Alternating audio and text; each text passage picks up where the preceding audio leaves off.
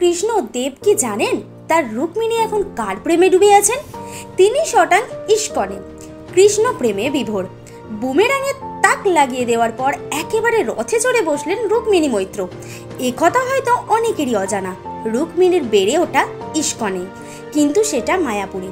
নায়িকা বলছেন তার নিজের নামও রাখা কৃষ্ণের স্ত্রীর নামানুসারে, আর তার কৃষ্ণ তো পার্লামেন্টে অন্য কুরুক্ষেত্রের অঙ্কতে। ঘাটাল মাস্টার প্ল্যানের ফাঁক দিয়ে দেবের সামনে সময় নেই নিজের রুক্মিণীর দিকে তাকানোর, যদিও তাদের সম্পর্ক কিন্তু তুঙ্গে।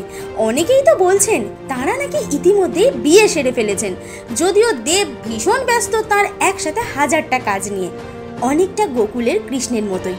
আর যদি গোপিনীর কথা ধরা হয় তাহলে তো তার মতো ফলোয়ার খুব কম মানুষেরই আছে।